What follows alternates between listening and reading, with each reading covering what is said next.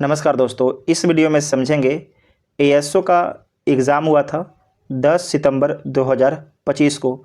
तो जितना भी करंट अफेयर पूछा गया था, सारे करंट अफेयर को इस वीडियो में समझेंगे, क्योंकि एएसओ का एग्ज़ाम बीपीएससी लेता है। तो जो भी स्टूडेंट 71 बीपीएससी देंगे उनके लिए ये वीडियो महत्वपूर्ण है, तो ध्यान से देखिएगा। देखिए, जो आपके एएसओ एग्ज़ाम हुआ था उसमें जो ज़्यादातर करंट अफेयर है वो 2024 का आ गया है। तो एक तरीके से समझिए बच्चों के साथ में खेला हो गया है। आप प्रश्न को एक बार देखिए, और 71वीं बीपीएससी आप दे रहे हैं तो एक बार प्रश्न को देख लीजिए और समझ लीजिए, और आप भी सतर्क हो जाइए। उस तरीके से आपके पास 2 दिन बचा हुआ है। करंट को दोबारा आप एक बार रिकॉल करके देख सकते हैं कि हमने क्या पढ़ा, क्या छोड़ दिया है। तो पहला प्रश्न है कि किस देश ने भारत को हथियार और रक्षा संबंधी वस्तुओं के निर्यात पर पूर्ण प्रतिबंध लगाया है? तो ये प्रतिबंध लगाया गया है, तुर्की के द्वारा लगाया गया है। 2024 में सुरक्षित एआई विकास को बढ़ावा देने के लिए यूएसए और यूके सहित 25 से अधिक देशों ने कृत्रिम बुद्धिमत्ता पर किस अंतर्राष्ट्रीय समझौते पर हस्ताक्षर किए? तो ये किया गया है वैश्विक एआई रूपरेखा समझौता पर। तो इसका आंसर बी हो जाएगा, इसका आंसर बी हो जाएगा। हाल ही में संयुक्त राज्य अमेरिका ने निम्न में से किस देश को अपना प्रमुख गैर नाटो सहयोगी घोषित किया है? तो किसे घोषित किया गया है? Major non NATO ally. ये किया गया है केनिया को। केनिया अफ्रीका महाद्वीप में एक देश है। मानव विकास रिपोर्ट 2025 के बारे में निम्नलिखित में से कौन सा कथन सही नहीं है? तो इसमें देखिए पूछा गया है थीम ध्रुवीकृत दुनिया में सहयोग की पुनर्कल्पना। ये आपकी गलत है, ये थीम नहीं है मानव विकास रिपोर्ट 2025 का। इसमें भारत का स्थान 134वां है, ये भी गलत है। इसमें भारत का स्थान 130वां है, तो दोनों को दोनों गलत हो जाएगा। तो इसका आंसर डी हो जाएगा। नेक्स्ट है कि जोहान्सबर्ग शिखर सम्मेलन 2023 के दौरान ब्रिक्स समूह में शामिल होने के लिए निम्नलिखित में से किस देश को आधिकारिक रूप से आमंत्रित किया गया? तो किसे आमंत्रित किया गया? तो इसमें ध्यान रखिएगा, आधिकारिक तौर पर जो आमंत्रित किया गया था यह किया गया है अर्जेंटीना को। ठीक है, अर्जेंटीना को आधिकारिक तौर पर आमंत्रित किया गया है। तो इसका आंसर डी हो जाएगा। आपको इसमें याद रखना है कि 6 देश को आमंत्रित किया गया था। नाम नोट कर लीजिएगा: सऊदी अरब, अर्जेंटीना, मिस्र, इथोपिया, ईरान और यूएई। और जो अर्जेंटीना है ये आपके शामिल होने से इनकार कर दिया था, इस कारण से ये सवाल पूछा गया है। ठीक है, नेक्स्ट है कि निम्नलिखित में से कौन सी रिपोर्ट डब्ल्यूटीओ द्वारा प्रकाशित नहीं की जाती है?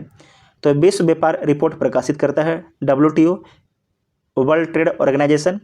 वैश्विक रुझान रिपोर्ट ये भी करता है ना। द ग्लोबल ट्रेंड रिपोर्ट करता है। वैश्विक व्यापार सांख्यिकीय समीक्षा ये भी करता है, ये तीनों करता है। जबकि विश्व निवेश रिपोर्ट आपकी डब्ल्यूटीओ जारी नहीं करता है। तो इसका आंसर डी हो जाएगा। नेक्स्ट है कि 2024-25 के लिए एशियाई आपदा तैयारी केंद्र एडीपीसी की अध्यक्षता किस देश ने संभाली है?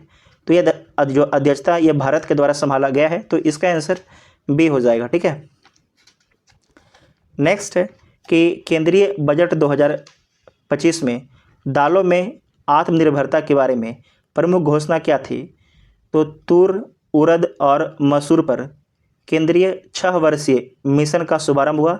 ये बात बिल्कुल ठीक है। उसके बाद है कि तूर, उड़द और मूंग पर केंद्रित 5 वर्षीय मिशन का शुभारंभ हुआ। ये गलत है, 6 वर्षीय है। प्रत्येक राज्य में दाल निर्यात क्षेत्र की स्थापना होगा, ऐसा कुछ भी नहीं बोला गया है बजट में। तो इसका आंसर केवल एक सही है ना, केवल एक सही है। तो इसका आंसर ए हो जाएगा। ठीक है, इसका आंसर ए हो जाएगा। नेक्स्ट है कि प्रधानमंत्री जी वन योजना किस मंत्रालय के अंतर्गत आती है? तो ये आपके आता है पेट्रोलियम और प्राकृतिक गैस मंत्रालय के अंतर्गत आता है। ये भी आपके 2024 में शुरू हुआ था। नेक्स्ट है कि केंद्रीय बजट 2025 के अनुसार एमएसएमई के वर्गीकरण का नया मानदंड नीचे दिया गया है। तो इसमें आपको बताना है, एक साइड आपको दिया गया है उद्यम श्रेणी, निवेश सीमा और टर्नओवर। तो जो आपके सूक्ष्म उद्योग है इसमें जो निवेश है आपके 2.5 करोड़ रुपया है, जबकि जो टर्नओवर है 10 करोड़ है। लघु में आपकी 25 करोड़ और टर्नओवर 100 करोड़ है, जबकि जो मध्यम है यहाँ पर 125 करोड़ हो जाएगा और आपकी जो टर्नओवर है ये 500 करोड़। तो ये आपके गलत हो जाएगा तीसरा, और ए और बी आपके सही हो जाएगा और आपसे सही पूछा गया है। तो ए और बी हो जाएगा इसका आंसर, ए और बी, इसका आंसर सी हो जाएगा। ठीक है। नेक्स्ट है कि इंडो पैसिफिक रणनीतिक सहयोग बढ़ाने के लक्ष्य को लेकर मैरीटाइम सिक्योरिटी डायलॉग 2024 किन दो देशों के बीच हुआ? तो भारत और फ्रांस के बीच में हुआ है। इसे एक बार चेक कर लीजिएगा आप लोग भी। ठीक है। नेक्स्ट है कि बिहार में राष्ट्रीय परिवार स्वास्थ्य सर्वेक्षण 2019-21 के अनुसार ग्रामीण क्षेत्रों में खाली प्रतिशत परिवार रहते हैं। तो ग्रामीण क्षेत्र में आपके 84% परिवार रहते हैं, ध्यान रखिएगा 84% परिवार रहते हैं। तो इसका आंसर ए हो जाएगा। हाल ही में इंटरनेशनल मॉनेटरी फंड के विशेष आहरण अधिकार बास्केट में कौन सी मुद्रा जोड़ी गई है? इसमें कौन सी मुद्रा को जोड़ा गया है? याद रखना है कि जो SDR है, SDR इसका फुल फॉर्म क्या होता है? तो स्पेशल ड्राइंग राइट्स, है ना। तो किस किस मुद्रा को शामिल किया गया है? तो इसमें कुल आपके 6 मुद्रा शामिल है। और जो बोला गया कि सबसे नया हाल ही में, तो हाल ही में शामिल किया गया है चीनी रिम्बेबी को। कब शामिल किया गया है? हाल ही मतलब 2016। सोचिए 2016। तो इसका आंसर ए हो जाएगा, क्योंकि यूरो, ब्रिटिश पाउंड स्टर्लिंग और जापानी येन पहले से ही शामिल था। नेक्स्ट है कि म्यूल हंटर AI की शुरुआत किसके द्वारा की गई है? तो इसकी शुरुआत किया गया है RBI के द्वारा, RBI के द्वारा किया गया है। राष्ट्रीय परिवार स्वास्थ्य सर्वेक्षण 2019-21 के अनुसार बिहार में कितने प्रतिशत परिवार पक्के मकान में रहते हैं? इसे आप लोग ध्यान से याद कर लीजिएगा। तो कितने प्रतिशत आपके जो परिवार हैं पक्के मकान में रहते हैं? तो आपको ध्यान रखना है 34%। कितने? 34% परिवार आपके पक्के मकान में रहते हैं बिहार में। तो हो जाएगा 1/3। ठीक है। तो इसका आंसर डी हो जाएगा। अगर आपसे सवाल पूछ देगा कि कितने आपके अर्ध पक्के मकान में रहते हैं, तो बोलिएगा 54%। कितना बोलिएगा? 54%। और आपको याद रखना है कि जो बिहार में स्वच्छता सुविधाएं हैं वो कितना प्रतिशत है? तो 39% है। ठीक है। नेक्स्ट है कि order of Saint Andrew the Apostle पुरस्कार हाल ही में समाचारों में था। यह किस देश का सर्वोच्च नागरिक सम्मान है? तो यह रूस का सर्वोच्च नागरिक सम्मान है। तो इसका आंसर डी हो जाएगा।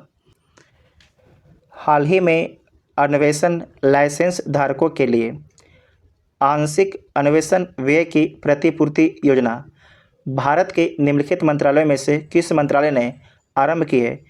तो यह आरंभ किया गया है खान मंत्रालय के द्वारा। याद रखिएगा, खान मंत्रालय के द्वारा। भारतीय राष्ट्रीय हल्दी बोर्ड का मुख्यालय कहाँ है? तो निज़ामाबाद तेलंगाना में है, निज़ामाबाद तेलंगाना में। निर्माण श्रमिक मृत्यु एवं दिव्यांग सहायता योजना किस भारतीय राज्य से संबंधित है? तो छत्तीसगढ़ राज्य से संबंधित है। सूची 1 को सूची 2 के साथ सम्मिलित कीजिएगा। तो देखिए, आपको बोले कि जो ASO है ये आपके साथ खेला किया है, जो एग्ज़ाम दिए हैं उनके साथ, ये सारे का सारा आपके पुराना वाला पूछ दिया। बताइए, तो इसे पूछना चाहिए था नया वाला, सब पूछ दिया पुराना वाला। जो वर्तमान में राजस्थान के राज्यपाल हरिभाऊ किशन राव हैं, ठीक है, और नागालैंड के अतिरिक्त प्रभार दिया गया है अजय कुमार भल्ला को। और केरल के वर्तमान में जो राज्यपाल हैं राजेंद्र विश्वनाथ आर्लेकर हैं। मणिपुर के जो राज्यपाल वर्तमान में हैं ये आपके अजय कुमार भल्ला हैं। ठीक है। तो ये जो पुराना वाला था उसके अनुसार अगर मिलाइएगा तो इसका आंसर ए बन सकता है। लेकिन ये पुराना डाटा है, जो आपको हम बताएं वो याद रखिएगा। इसको हो सकता है कि आपके बाहर कर दिया जाए नंबरिंग से। तो इतना सवाल पूछा गया था ASO के द्वारा। ठीक है। और ये एग्ज़ाम कौन लिया था? तो BPSC आपके एग्ज़ाम लिया था। तो 71वें BPSC जो होगा, हो सकता है कि उसमें आपसे 2024 का सवाल पूछ के आप सभी को चौंका दे। तो आप उसके लिए तैयार रहिएगा। वीडियो पसंद आया चैनल को सब्सक्राइब कीजिएगा, वीडियो को अपने दोस्तों में शेयर जरूर कीजिएगा। सभी को बता दीजिए कि भाई सवाल ऐसा पूछा जा रहा है। Thank you.